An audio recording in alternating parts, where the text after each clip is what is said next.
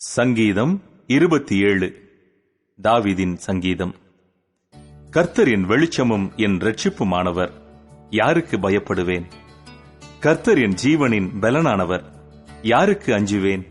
என் சத்துருக்களும் என் பகைஞருமாகிய பொல்லாதவர்கள் என் மாம்சத்தை பட்சிக்க என்னை நெருக்குகையில் அவர்களே இடறி விழுந்தார்கள். எனக்கு விரோதமாக ஒரு பாளையம் இறங்கினாலும் என் இருதயம் பயப்படாது. என்மேல் யுத்தம் எழும்பினாலும் இதிலே நான் நம்பிக்கையாயிருப்பேன். கர்த்தரிடத்தில் ஒன்றை நான் கேட்டேன், அதையே நாடுவேன்.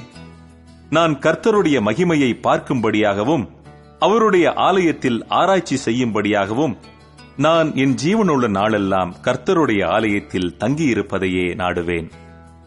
தீங்கு நாளில் அவர் என்னை தம்முடைய கூடாரத்தில் மறைத்து, என்னை தமது கூடார மறைவிலே ஒளித்து வைத்து, என்னை கன்மலையின் மேல் உயர்த்துவார். இப்பொழுது என் தலை என்னை சுற்றிலும் இருக்கிற என் சத்துருக்களுக்கு மேலாக உயர்த்தப்படும். அதிநிமித்தம் அவருடைய கூடாரத்திலே நான் ஆனந்த பலிகளை இட்டு கர்த்தரை பாடி அவரை கீர்த்தனம் பண்ணுவேன். கர்த்தாவே, நான் கூப்பிடுகிற சத்தத்தை நீர் கேட்டு எனக்கு இறங்கி எனக்கு உத்தரவு அருளிச் செய்யும். என் முகத்தை தேடுங்கள் என்று சொன்னீரே, உம்முடைய முகத்தையே தேடுவேன் கர்த்தாவே என்று என் இருதயம் உம்மிடத்தில் சொல்லிற்று.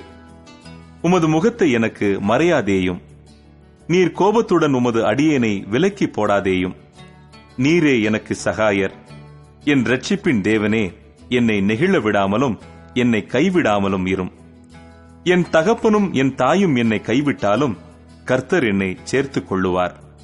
கர்த்தாவே, உமது வழியை எனக்கு போதித்து என் எதிராளிகளின் நிமித்தம் செவ்வையான பாதையில் என்னை நடத்தும். என் சத்துருக்களின் இஷ்டத்துக்கு என்னை ஒப்புக்கொடாதேயும்.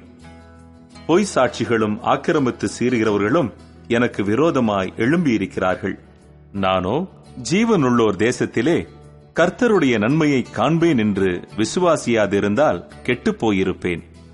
கர்த்தருக்கு காத்திரு, அவர் உன் இருதயத்தை ஸ்திரப்படுத்துவார்.